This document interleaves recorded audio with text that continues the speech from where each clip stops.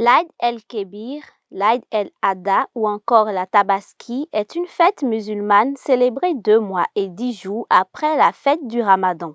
Elle est commémorée par tous les fidèles musulmans du monde. Cette fête religieuse est la résultante d'une action effectuée par le prophète Ibrahim à l'endroit de Allah. C'est l'histoire qui date, ça fait longtemps. Depuis le temps du prophète Abraham, alayhi salam. Abraham, il fit un rêve dont il sacrifia son fils appelé Ismaël. Après son réveil, il fait appel à son fils, lui relata les rêves faits. Le fils, il a dit, si c'est le commandement de ton Seigneur, je suis tout à fait d'accord. Puisque les rêves des prophètes, ce n'est pas comme nous. Leurs rêves sont messagers de Dieu. Le message vient parfois en dormant. Quand il voulait sacrifier son fils, Allah le Tout-Puissant, il lui a fait révéler un bélier. Il lui a fait descendre un bélier. Il voulait accomplir le message d'Allah quand Allah a changé le bélier pour son fils. Donc on a laissé le fils, ils ont sacrifié le bélier. C'est de ce temps que ça a été une prescription pour tous les musulmans. Lors de cette fête, encore appelée fête du mouton ou fête du sacrifice, un mouton est immolé. C'est un acte de dévotion pour les fidèles musulmans qui perpétue ainsi cette tradition instaurée par le prophète Ibrahim.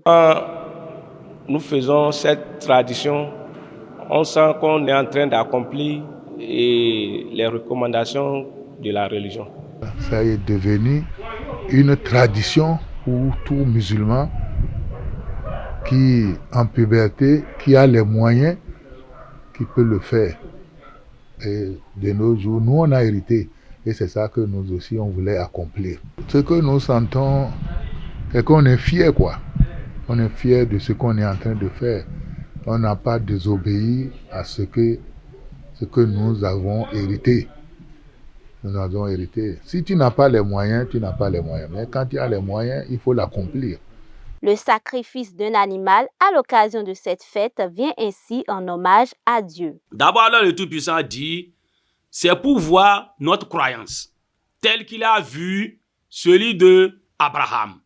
Donc, est-ce que nous pouvons le faire? Lui, on lui a dit d'égorger son fils, alors qu'il a fait un mariage, c'est après 86 ans qu'il a eu cet enfant.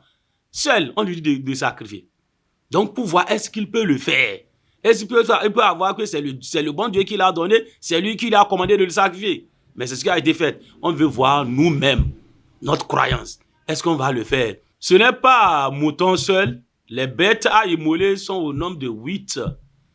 C'est-à-dire mouton, mâle femelle, ça fait 2. Cabri mâle femelle, ça fait 4. Bœuf mâle femelle, ça fait 6. Chameau mâle femelle, ça fait 8. Donc, c'est les 8 bêtes qui ont été recommandées. Pourquoi les gens parlent de mouton? Parce que c'est le mouton qui a été premièrement sacrifié par le prophète Abraham. Chaque bête a ses conditions avant de l'immoler. Quant au mouton, on nous a allégé la tâche en disant même mouton de 6 mois, 7 mois, 8 mois, on peut immoler même si ça n'atteint pas 1 an. Quant au cabri, c'est forcé que ça atteigne 1 an d'abord avant de le sacrifier pour la fête de Tabaski. Quant au bœuf, il faut que le bœuf aura 2 ans d'abord avant qu'on le sacrifie. Et quant au chameau, il faut qu'il va avoir 4 ans d'abord avant de le sacrifier. Donc ça représente d'abord la foi et la crainte envers Allah le Tout-Puissant. Et encore, pour faire plaisir aux familles encore, et l'immolation encore, ça a beaucoup de récompense. L'immolation de tous ces animaux revêt d'une importance capitale pour la célébration de la Tabaski. Qui donc est autorisé à faire cette immolation? Pour l'immolation de bêtes, le prophète sallallahu alayhi wa sallam a commandé que ça soit celui qui a de bêtes là, c'est lui qui éroge. Vous voyez? Mais s'il ne peut pas, il en charge quelqu'un. Donc, tout le monde est autorisé à immoler. Même si tu vois dans les Écritures divines, même s'il n'y a pas de l'homme, une femme peut immoler. Donc, toute personne peut immoler, mais ce qui est bien conseillé, il est préférable que ça soit celui qui a le mouton, le bélier là, c'est lui qui va sacrifier. Et le mouton, c'est une seule personne qui sacrifie. Le cabri, c'est une seule personne. Quant au bœuf, au cas de manque de moyens, on nous a autorisé jusqu'à 7 personnes de s'associer à égorger un bœuf ainsi qu'un chameau. Le sacrifice en islam est une offrande pour l'amour de Dieu dans l'espoir de se purifier, de se rapprocher du Seigneur. Pour une bonne commémoration, afin d'attirer la faveur d'Allah, le fidèle musulman doit adopter un certain nombre d'attitudes avant, pendant et après la fête de la Tabaski. D'abord, nous sommes dans les 10 premiers jours du mois de Tabaski, du mois de pèlerinage, dont le professeur a dit c'est le meilleur jour du monde entier, des jours du monde entier. Donc, il faut beaucoup multiplier les prières, faites des invocations et les lectures du Saint-Coran, faites d'aumônes, ainsi de suite. Donc, maintenant, avant d'abord, c'est de multiplier des bonnes œuvres.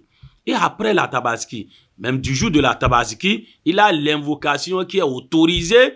Vous allez le répéter, multiplier 3 fois après chaque prière quotidienne jusqu'à 3 jours. Après le coucher du soleil, ça s'arrête. Dans les 10 premiers jours, celui qui a des moyens, qui a l'intention d'immoler, il ne doit pas couper ses ongles jusqu'à après l'immolation. Il ne doit pas tailler, il ne doit pas se coiffer. Donc, jusqu'à après avoir fini l'immolation. S'il a fini l'immolation, il peut tailler, il peut se coiffer. Si le sacrifice est avant tout un acte de piété, il n'est pas une obligation. L'immolation d'une bête n'est recommandée qu'aux musulmans qui en ont les moyens.